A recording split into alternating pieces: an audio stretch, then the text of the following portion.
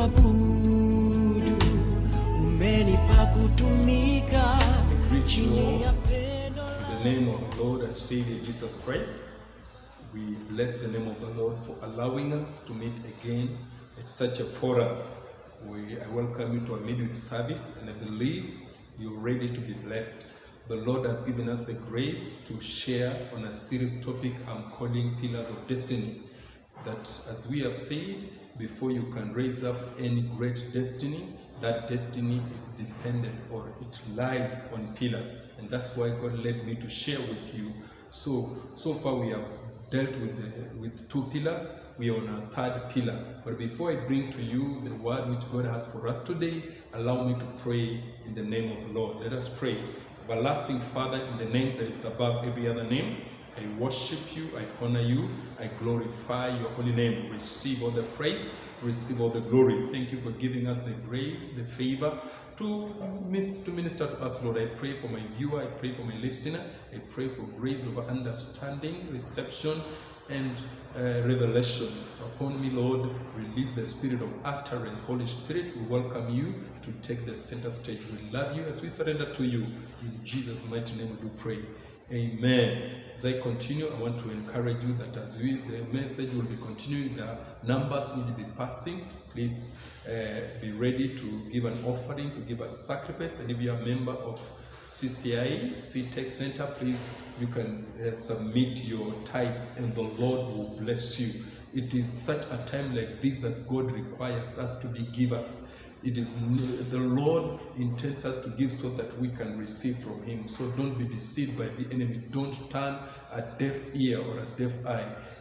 When was your last time that you gave to the Lord? Let this be an opportunity that you're giving unto the Lord, and the Lord will bless you. Today's pillar, the third pillar, I'm calling it prayer. The third pillar, I'm calling it prayer. And we shall be blessed. My reading comes from the book of St. Luke, Gospel according to St. Luke, chapter 11, verse 1 and 2. My version is New King James Version. Allow me to read. The Bible says, "Now it came to pass as he was praying in a certain place, when he had ceased praying, that one of his disciples said to him, 'Lord, teach us how to pray, as John taught his disciples.' And Jesus said to them, 'When you pray, say, Our Father in heaven, hallowed be your name. Your kingdom come, your will be done on earth as in heaven.'" To many of us, this is a common script. It's relevant.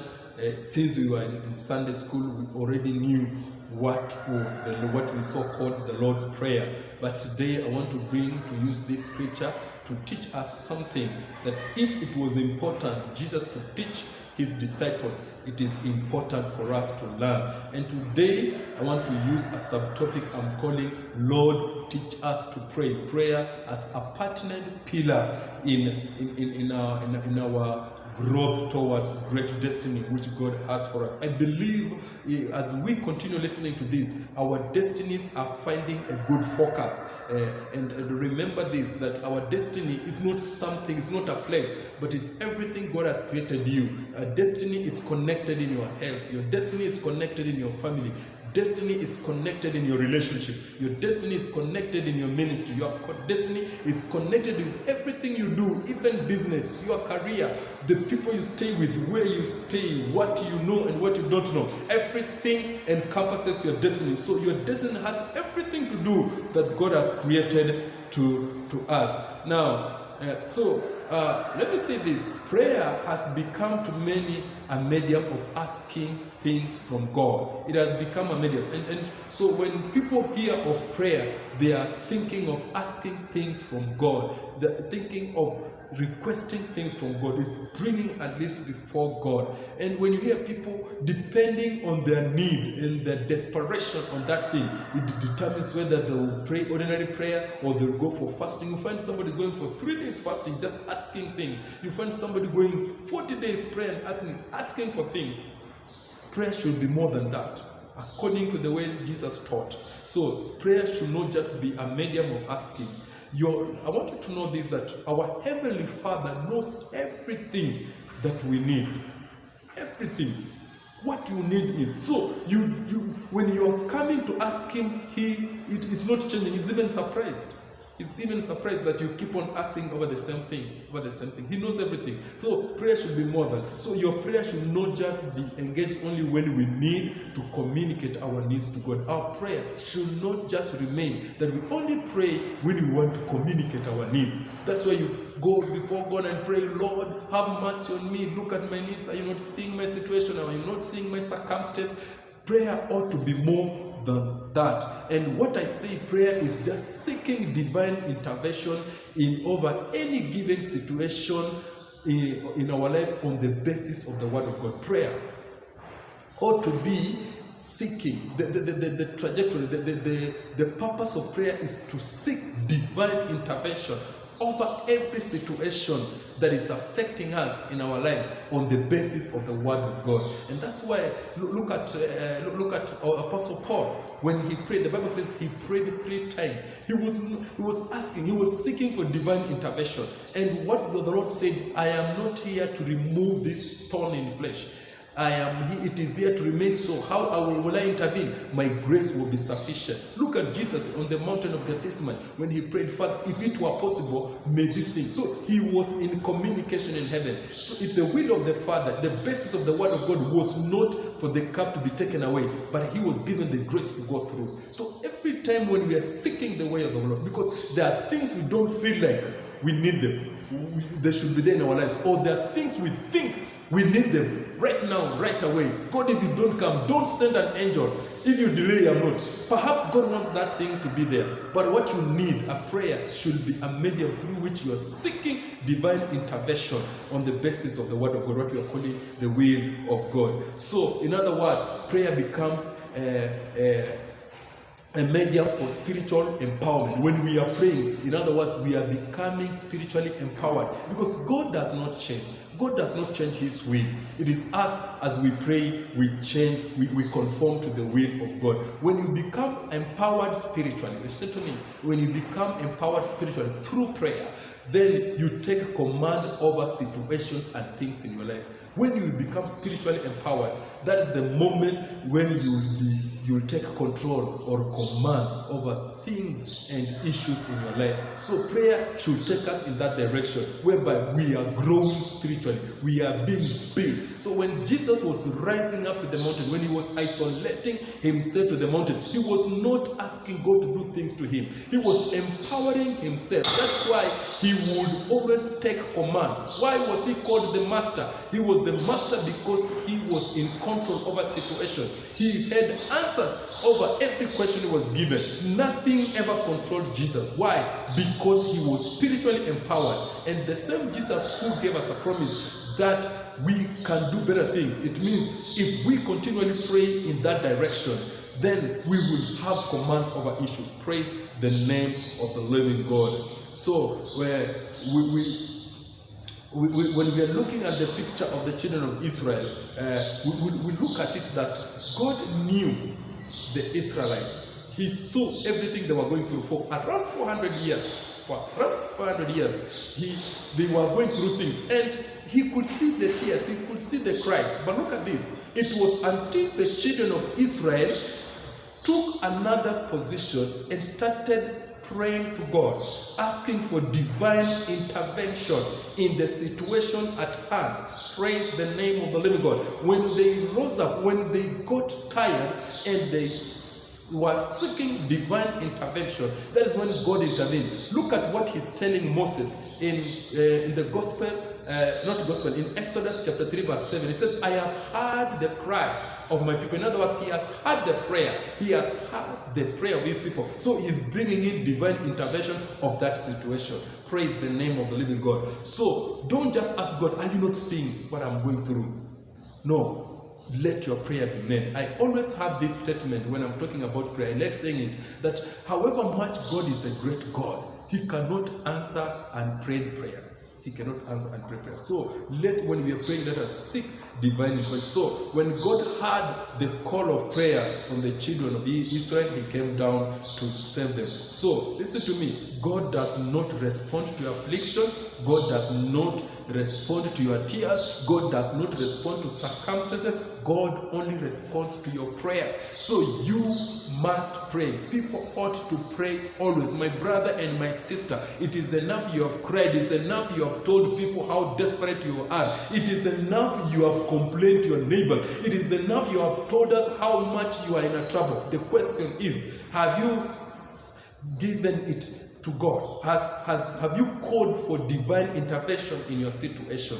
It will remain so. You remain in that affliction until you call for divine intervention. Praise the name of the living God. You need to know that certain things will never come your way until you engage your line of prayer. Certain things. You see, James is telling us in chapter 4 verse 2 that we have not because we seek not. We have not because we seek not. And I want to tell you the truth.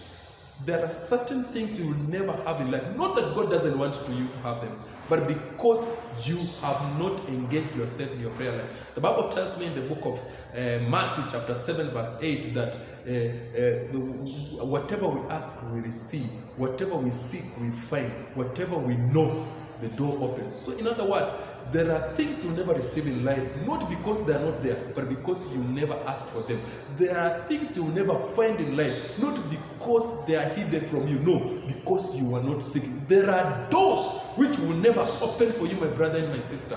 Be it in your ministry, be it in your relationship, be it in your family, be it in your business. You know, sometimes when I'm talking about that, I'm reminded about Cyrus. God appears to Cyrus and tells him, Cyrus, I will lead you to riches hidden in secret places. Cyrus had to take an initiative to seek God, to knock those doors, the doors that are hidden in secret places, so that it can be revealed unto him, and it shall be built. The same thing with you.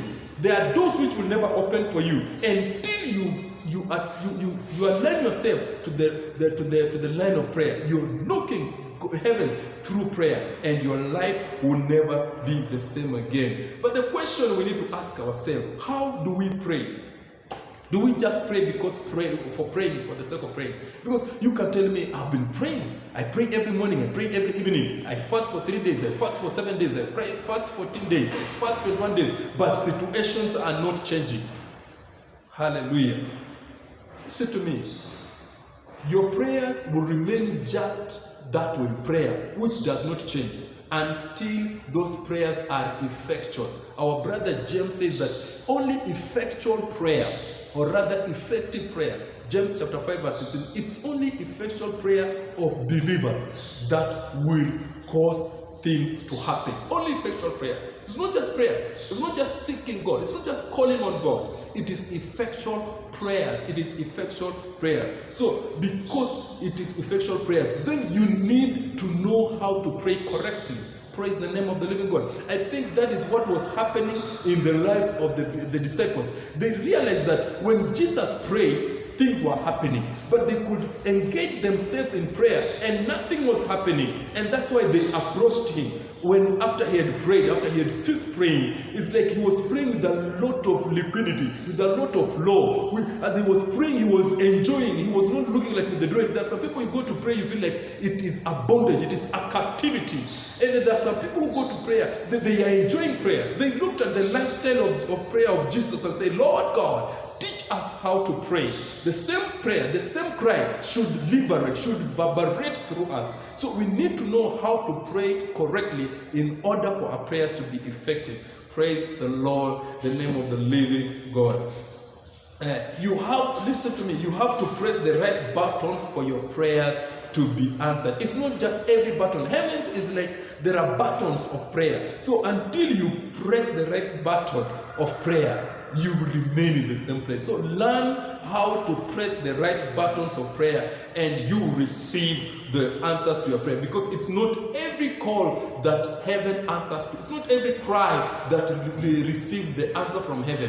There is a particular prayer, there is a particular cry that awakens the heavens and heaven's response. This is why Jesus taught a model. When the disciples looked at this and he knew, and look at this, I am certain Jesus knew that these disciples did not know how to pray correctly. They were trained, but they didn't. It is until they asked of it, that's when Jesus took a step to teach them a model. Remember this, listen to me. This is not a prayer. This is a model. This is a way things ought to be. In other words, Jesus taught us when you pray, what should your prayer include? Things that ought to be included in our prayer life. That's what he gave us. Most people call this and say the Lord's Prayer. If it is the Lord's Prayer, then why is it doing for us? It is a model. It is a pattern of things. When you are praying, how should you align your lifestyle? How should you align your prayer life? And when your prayer life is aligned in accordance to what Jesus taught, my brother, my sister, you are next to receiving from heaven, and your life you'll never be the same again. I know most of you cry out so loudly, jump out, they fast, they sing songs, they do everything that they need to do, but the changes are not there. I've heard people tell me, I'm a pastor, and I've heard people tell me, Pastor, why is it that I'm praying and my prayer is not being answered? You know, you feel it. You realize that these people, maybe they're not doing right. And it is so painful. It is so painful that they're not doing the right thing. But let me tell you, the same way God is waiting that you pray the right prayer, because he has given us a model. We don't have an excuse. We should learn from this model and do the right thing and open. Because God, our God is a just God. And what the justice of God requires is that he does things in the right way, the legal things, in the name of the Lord. So Jesus came and gave us the model. I'll take through briefly, and I believe we shall be blessed. The first thing he says, when you pray, pray like this. Put this pattern of prayer into your prayer life. And the first thing says, our Father which art in heaven. So what Jesus was teaching us was that for my prayer, for me to expect a prayer, my prayer being answered, I must have a Father in heaven. My brother, my sister, you can't just pray any prayer. For you to seek assistance, for you to seek help, somebody in that house you are knocking should have something with you. So you need a relationship with the Father in heaven. He's the one who answers everything. Do you have a relationship with him? You ought to be born again and have a relationship through Christ Jesus. That is the first qualification for answered prayer. And that's why Jesus is saying, our Father in heaven. What he means by our Father in heaven is the provider, the one who is in control, the leader, the one with all the visionary in heaven. So you need to know him. You need to be in a relationship with him. The second thing he continues, he says, hallowed be thy name. In other words, we access the presence of the Father through worship. We access the presence of the Father through worship. What permits us through his highway is the praise and thanksgiving. For you to be accepted, because heaven is a highway.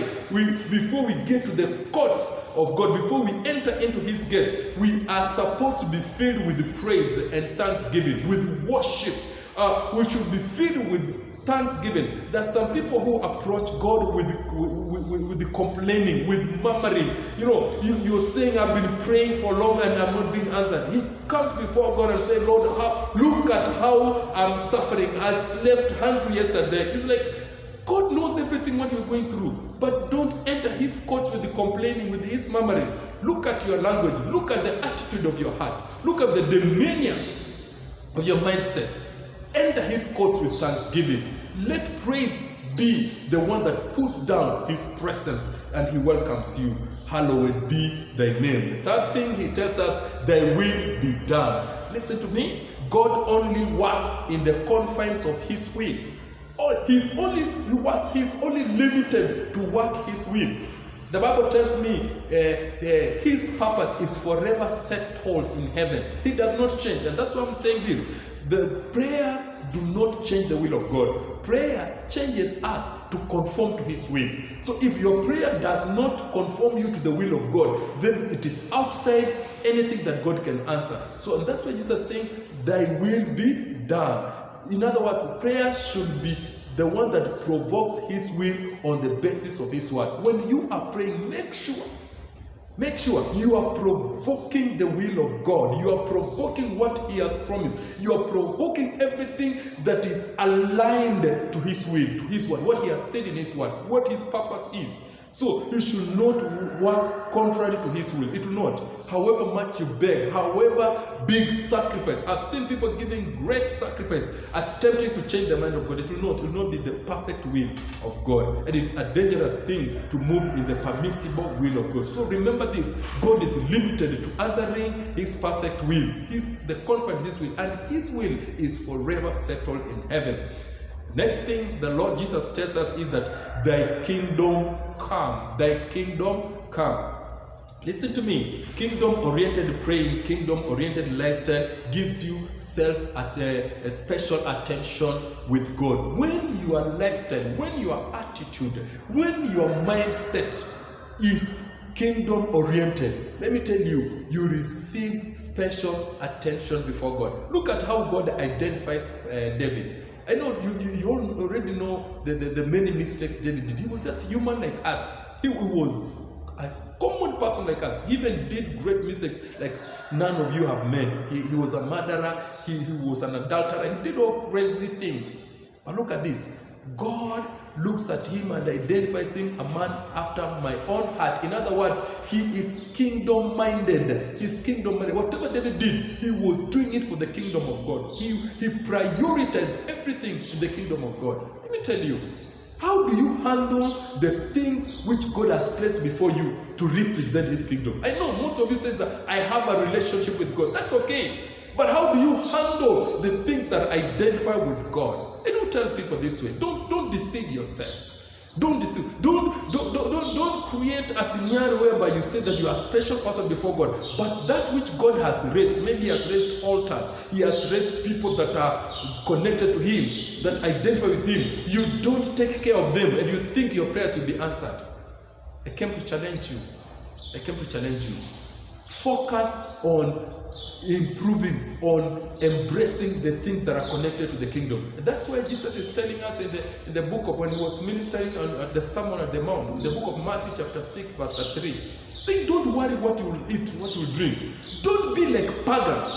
I'm tired of the life of pagans. He's telling us, you are seeking what you will dress, you are seeking what you will eat, you're seeking where you will sleep, you're seeking on your rent. It's so tough, especially this time of pandemic, because things are so tough. Even you don't know where your next meal will be. But look at this. This is the same Lord is telling us. Why do you worry? Why are you anxious? My brother, my sister, why are you anxious? Why are you communicating with that non-believer? That friend of yours, you know very well he's an unbeliever, but you are going to show your desperation. But you have a Father in heaven, and he's telling you, why are you behaving like pagans? And he's telling us the solution. Seek ye first the kingdom of God. In other words, let your focus, let your desire of improving things be based on the kingdom of God, and all these other things shall be added unto you. My friend, if we need to stop pursuing things like the pagans do, and these things start following us, let us seek to manifest the kingdom of God. And that's what Jesus is saying. Thy kingdom come. Thy kingdom come. You're telling God, yes, I know even before I tell you what I want, because the Bible tells us that even before we ask him, he already knows. He knows what we need. So we are not changing God. He already knows. But he's looking at the attitude that we are carrying. So we don't come before him and tell God, I don't have something to eat. I don't have something to dress. I don't have rent. I don't have school fees. No. Those things are not, even Jesus knew that is nothing. It's not important. But tell God what you've come to do. Tell God, after I have worshipped you, after I've realized, recognized that you are my Father, after I have given everything, I want your kingdom be established in this place. I know there are people who are drunkard, but I want them to come to your knowledge, Lord. I want your work to be established in this township. I want people in my family, oh God, to know, to come and start honoring you. I want my leaders in this nation to recognize you. Where you have placed me, oh Lord, I want the people you've surrounded me to fear you. Thy kingdom come. Glory be to Jesus. Let me tell you, my friend, when the heavens realizes that you are prioritizing the kingdom, every other thing shall be added unto you for the glory and honor of his name. I have to come to a conclusion. And this is my conclusion. The fundamental condition to be met for answered prayer, the fundamental condition, the foundational thing that needs to be answered in your prayer is found in the Gospel to John chapter 15 verse 7. It was a discussion of Jesus with his disciples, and when he was talking about him being the vine, we being the branches, and Father being the gardener. In other words, everything we are doing, it is not disconnected. What you are going through, you are not disconnected. The Lord knows. He understands what you are going through. You are connected to him. So we are part and parcel. The Father is there, the Son, and we are the vines. We are the branches. So he's saying this: if you abide in me and my words abide in you, you shall ask whatever you will, it shall be done for you. So the secret is not so much many prayer. The secret is not so many days of fasting. The secret is not shouting loud. The secret is not praying in the King James Version kind of prayer. Hallelujah. The secret is not even hiding. Those are good things. They are important. But the secret to answered prayer is abiding in the Lord and causing his words to abide in you. In other words, you are doing his will. Everything you are doing, you are prioritizing his will. And let me tell you, to every promise of the Lord, there is always a condition. And when we fulfill this condition, all these things, the promises shall come to pass. So it is not how hard you cry, my brother, and how long you stay on the mountain, or how many words you say, but how well connected you are to the source of everything. And that source is God. What Jesus was doing was teaching us how we can connect ourselves to this source, and our lives will never be the same again. May God bless you and do you good. May this pillar of prayer open doors for you. May you learn day by day on how to embrace these teachings of Jesus. May we change our attitude of prayer, and the Lord shall bless us. If you have not given your offering, please use those numbers and submit your offering, submit your sacrifice, submit your support, and you will see your life. That is a kingdom mindset. A kingdom mindset says that everything I have is for the kingdom. Let me give the Father. I never lose by giving to the kingdom. May that be your option. Before I release you, allow me to pray for you, and it shall be well. No matter what you're going through, no matter the deception which the enemy had placed in your mind, it will go away, because the Father wants to set you free. Close your eyes. Allow me to pray. Heavenly Father, we bless you. We honor you.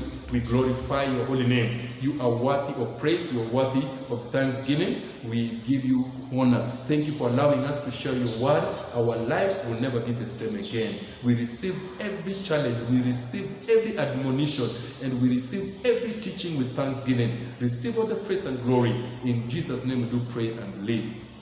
Amen. God bless you, and let us meet again at this forum, and our lives will never be the same again. I'll be handling the last pillar of destiny, and I know our lives will never be the same again. God bless you, and bye.